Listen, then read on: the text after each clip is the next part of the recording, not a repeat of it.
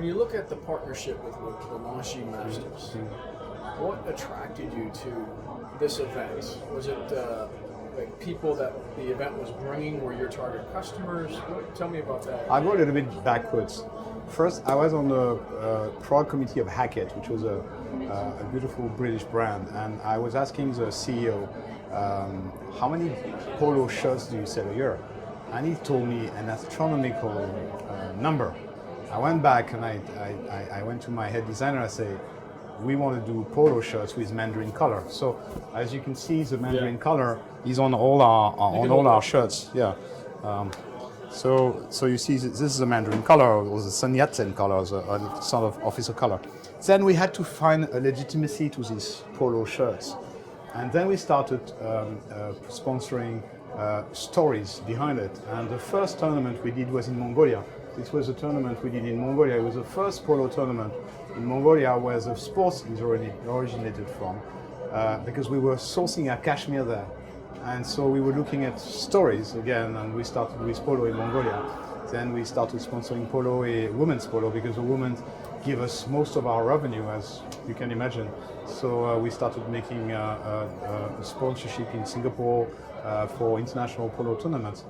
And then I met with Christophe Hammer a few years ago, being a fan of horses and riding, and he was telling me I'm bringing Showjumping to Hong Kong, which for me was just unimaginable, because it's so complicated to put 80 Grand Prix horses on a Boeing 77 and bring them for a week in Hong Kong, where you have long quarantine issues and everything. He did it. And then last year I was discussing with him and said, could you put a few polo horses in the plane with the Grand Prix horses, so that we could basically show for the first time in Hong Kong polo being played, because the polo hasn't been played since actually 35 years ago. Because really? the British took it back. The British Army was playing here, and of course when the British Army left, they were playing in Lo Wu, so at the Chinese border. When the British Army left, they took the club with them. Actually, the club is in one of the countryside of England with all the cups and everything. So we were left with nothing after the handover. And with a very big issue of lands. We don't have lands now. So the only way to actually have polo being shown in Hong Kong was to do it with the masters. So that's how it started. So as a relatively new upstart in this market, why did you decide to sponsor them? Well, Opera Gallery is known to think outside of the box. As you can see, this is not an art fair. It's a very different event, but the idea to be the exclusive art partner for the masters and to bring to this exceptional experience another angle, another unusual thing that people do not expect when they come to see a horse jumping show. They don't expect to see a fine art gallery.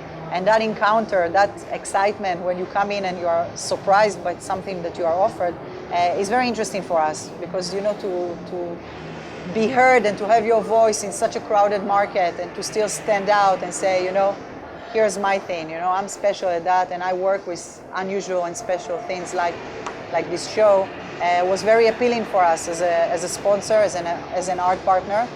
We were able to dress up the village with numerous pieces of multiple sizes, and to really interact on a larger scale with the public, which we in the gallery cannot do because it's a much smaller scale and exposure than what we get here. Go into an environment like Macau, I mean, you gotta really love the entrepreneurial spirit. What do people do in casinos? Well, they gamble, right? Voila. So I understand the rationale behind it. No, but the gambling is that. The gambling stakes are that high there as well. So I'm not talking about gambling at tables. They're successful. I mean, Macau is extremely successful. Very successful. Right? Entertainment in Macau was unproven. That's correct. So it's actually a testament to the head of this whole production. Yeah. It's a testament. Indeed, it's a testament to two things: to the obstinate vision of Lawrence Ho, and I use the word obstinate because there was a pre-existing example that was precarious with the Cirque du Soleil. Not to play a game against that, because I work for the Cirque du Soleil and Franco worked. There's no antagonism between the Cirque du Soleil and Dragone in this way, but circumstantially, the first introduction of an entertainment into Macau was a Cirque du Soleil show, which for circumstantial reasons could be geographic. It could be also circumstantially because the 2008 financial crisis hit and many things happened. That was not necessarily a very successful successful venture. And to come in directly behind that, you have to want to do that. And it's not to one-up anybody. It is just, you have to continue to do it. So the obstinate vision of Laurence Ho, driving that, and also the dedication of Franco to do that. And one of the reasons that Franco could feel he would do that, he brought in all of his known enemies. And by known enemies, I mean all of those designers. I'm doing that in a sarcastic, but in a lovely way. He brought in the gang that he knew was going to be able to do the best they could do. The same lighting designer as O, the same sound designer, the same composer, but not to replicate what we'd already done, but you know you have a gang of people that know how to jam. Yeah. And that's what he did. What was the difference between what you guys did and Cirque du Soleil did in Macau to make it successful? I don't think there's a comparative study there. As I mentioned, one of the things that was not successful for the Cirque du Soleil show that came in was the circumstances of being the first. The icebreaker takes the impact. It's always a little bit different when you're coming in the wake of something else. Yeah? So it wasn't the stories being told, it wasn't a difference in production? Could be. I would like to pretend to be an expert on that, but I think that would be incorrect. I think the story is being told to a certain degree. Also, it's very difficult, like I said, you break the ice, you're the one taking all the impact, and then there's a bit of other things that go with that. And also the play of how culturally sensitive it needs to be. To say that it's a Chinese show would be ridiculous, because China, just the word China is a very big word. Between Shanghai and Wuhan, or Guangzhou and then Hong Kong, it's like talking about Europe, the difference between Stockholm and Sicily. I mean, to say that anyone knows, that they wrap their head around China is pretentious. So, and also our audiences here are not only Chinese, they are Chinese as well. So it's a question of playing to the Chinese sensitivity to not go against it, but not to serve Chinese food back to Chinese people. So the collaboration today between the two groups, you've got the Lingerie Masters, you've got your organization. Why are they coming together? Why did you guys decide to do this collaboration and to be here today? Franco has some of the most interesting personal, it's not about Buddhism or anything else. He's got his personal karma. He's the CEO of EEM is Christophe Amaeur, and they're personal friends. They probably played something together when they were much younger. In Belgium. In Belgium. Isn't that funny? It's funny. Well, but their lives have been everywhere else, and they almost like ran on the street. They probably would be having probably an easier meeting in New York or something like that. And doing, there they are in the Wallon region of Belgium. And hi, I remember you. And then they did this, they're personal friends. And they're high level. I mean, at a certain point, the high level of Longines is not a secret. And the high level of Franco is not a secret either. They're not like unknown success stories. But they do this. They're not playing high rollers, but they're, hey, let's do this. So they're personal friends and they're partners. They both have their brands. And the first visible collaboration between Longines and Dragone was in Paris. And actually our cousins are directly next door, the Lido. Okay. And in the event, the Longines event in Paris, the Lido was part of the host of that. And it's very normal that the House of Dancing Water, which is one of Franco's associations, would do an intervention in this thing, because we're here in Hong Kong, along with our partner, Malco Crown Entertainment, and their specific brand for our resort, which is City of Dreams. Okay. So that collaboration, that's how that coagulates, if you will. Here, when we go to Los Angeles, I'm going to expect that probably Christophe and Franco will have another surprise to concoct for us. I don't know who's going to be involved in that, if that'll be us. That will be Dragone, in some conjugation thereof. Okay. And so why did you decide to sponsor the Lingerie Masters this year?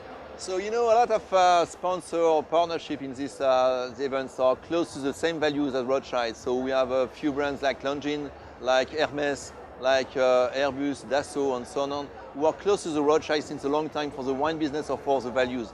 And it was one of the best points to be close to them, to be with the Longines Master along, the year with the 3 events in LA, in Paris, and Hong Kong together, and to have this right connection with these brands, with the same guests, and with the same clients. That's very, very important for us.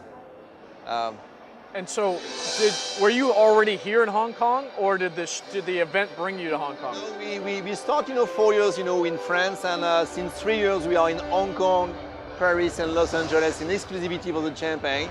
And we are very proud of that, because we are a small company, but very proud to be partner with big brands that you can find in this kind of events in the 3 continents.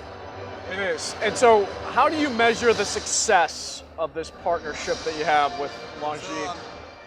Factually, we can say we have a growth of sales by 27% last year in Hong Kong, 29% in France, and maybe 15% in USA. But that's a good figures. But in addition of that, we did, very good job. For example, in Hong Kong, we have a very good relationship with the jumping, and now we are close to the Hong Kong club, like the partnership exclusive for the champagne. But we have few deals in the restaurant and resorts in Hong Kong that we did before, just to match and to see them. But now with the Lingerie Master, we are more close together, and we have a very good return on assets. We can say that.